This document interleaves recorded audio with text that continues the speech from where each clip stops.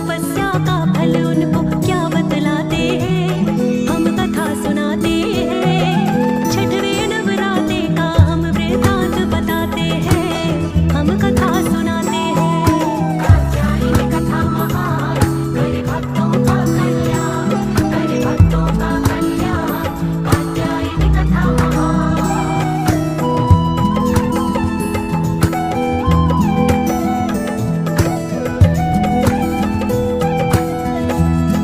घोर तपस्या कात्यायनी की जब देखी माँ ने, देने की वरदान ऋषि को वर सोची माँ ने।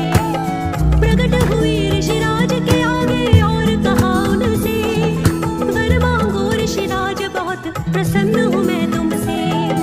जो चाहो वो मांग लो हमसे, मुँह मांगा वरदान। बना चुके हो मेरे हृदय में तुम उत्तम स्थान। हाथ जोड़ के कात्यायन बोले इतनी इच्छा, पुत्री रूप में तुमको मांगू दे दो ये भिक्षा।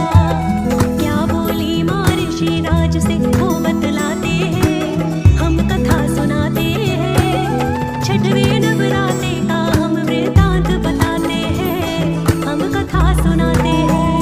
कात्यायनी कथा महान, करे भक्तों का कल्याण, करे भक्तों का कल्याण।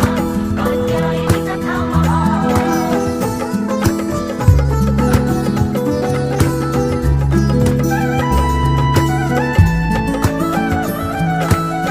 मुस्का करके माता बोली वचन निभाऊंगी, यथाशीघ्र ही आपके घर बन पुत्री आऊंगी।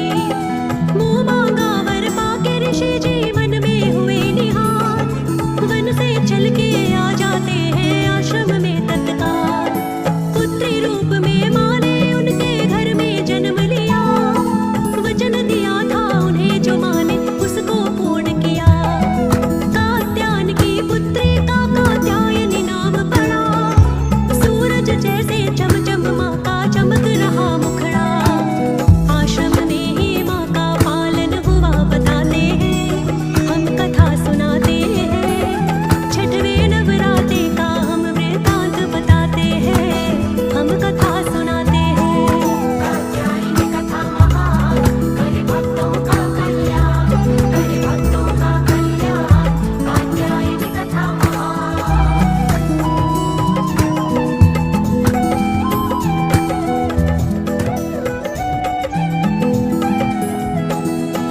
आश्विन मास कृष्ण पक्ष दिन रहा चतुर्थी का, जन्म हुआ जब कात्यायन के आंगन पुत्री का।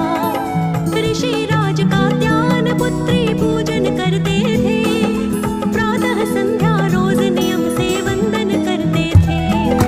उसी काल उत्पन्न हुआ था महिषासुर बलवान, महिषासुर से सारे देवता रहते थे परेशान। सबको थी ये चिंता उसका कैसे होगा अंत, सुर नर मुनि सब आतंकित थे, भय में थे अत्यंत।